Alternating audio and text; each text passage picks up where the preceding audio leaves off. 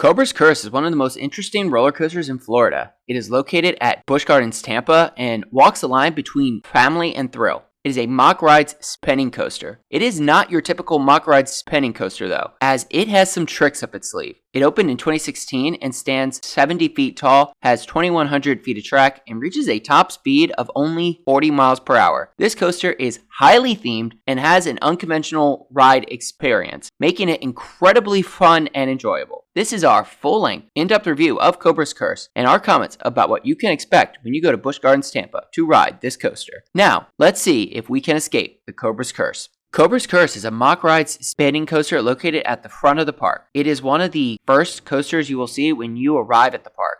Its iconic snake statue just dominates the park's skyline. Cobra's Curse is located in the Egypt section of the park, just on the other side of the Serengeti Overlook. To get to the ride from the front gate, you take a right past the alligator and cheetah exhibits and cheetah hunt. As you pass the back side of the Serengeti Overlook, you will enter the Egypt section.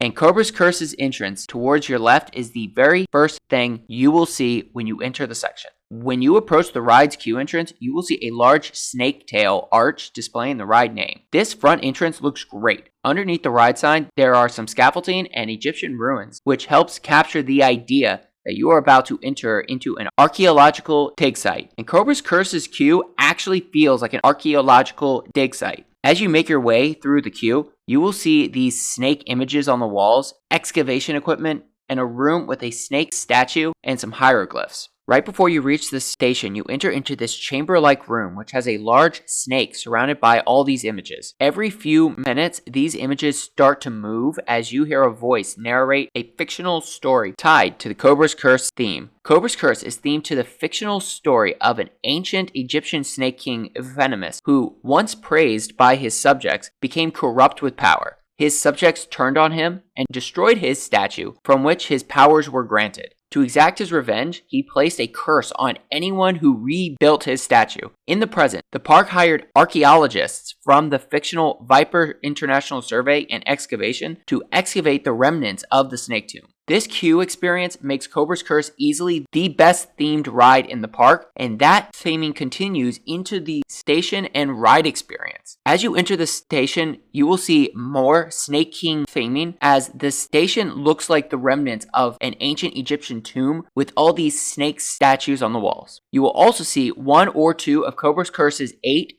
2-car, 8-passenger trains. And these trains look like excavation carts, which is really cool. Cobra's Curse also has a moving ride platform. The trains do not stop, so you have to board a slow-moving train. And Cobra's Curse needs this moving platform since its 8-passenger trains are not the best for overall capacity. Once you have boarded your train, secured your lap bar restraint, and cleared dispatch, the train proceeds forwards into a short pre-lift section to begin your ride. Before you even reach the lift hill, you go into a snake-themed room broken up into 2 sections. The first section has writing on the ceiling warning you about the Snake King. The second section has all these snake jars with glowing red eyes. You then proceed into Cobra's Curse lift hill. And this lift hill is a unique elevator lift, which takes you straight up and face to face with the Snake King. And in terms of presentation, this is an incredible moment on the ride. As you reach the top of the lift, you proceed forward towards the Snake King. You take an Outer Bank left-hand turn as you go past the Snake King. And this part is cool. Because of the Outer Bank turn, you get fairly close to the Snake King's fangs. After you pass the Snake King, you enter Cobra's Curse first drop, which goes into a wide-banked right-hand turn.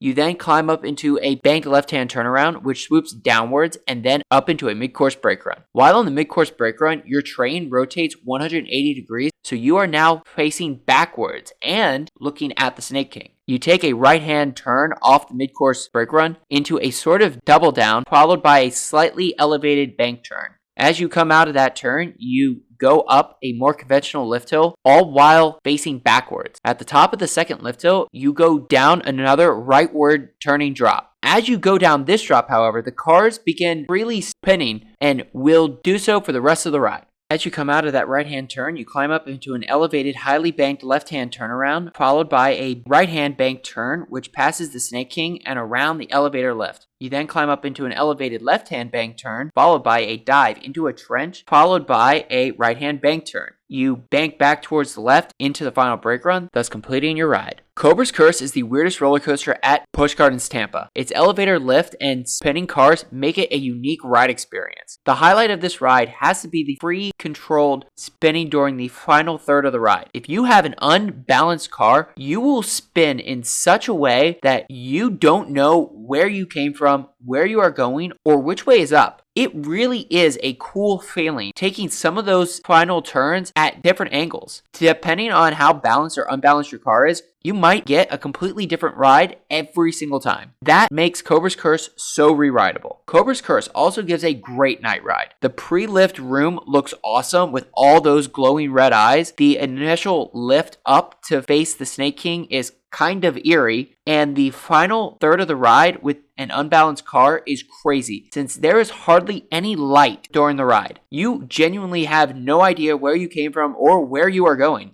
Aside from the ride experience, Cobra's Curse has one downside: capacity. This coaster is a huge hit with families, so it does get quite the line. On most days, this coaster's wait can easily exceed an hour, so we recommend hitting this ride either earlier in the day or towards the end of the day, right before park close. If you can get a night ride, definitely do it, especially if you can get a ride with an unbalanced car. For a family-oriented coaster, Cobra's Curse is an amazing and fun ride and helps to round out a great coaster lineup. Overall, Cobra's Curse is a lot of fun. While it does not have the same out-of-control sensations as a ride like the Ride to Happiness, Cobra's Curse is just an all-around fun quality attraction. Its unconventional ride experience and incredible theming make it a must-do at Busch Gardens Tampa. For our final score, we give Cobra's Curse a 7.5 out of 10. This coaster's final third is great, and the theming enhances the ride from a total experience perspective. So, let us know in the comments below if you have ridden Cobra's Curse at Busch Gardens Tampa, and if so, what you think about it. And if you enjoyed this video or are new to the channel, please like and subscribe for more coaster content like this. Thank you for watching, and stay tuned for more coaster reviews and amusement park content coming soon to Coaster Adventures, and we hope to see you in the next one.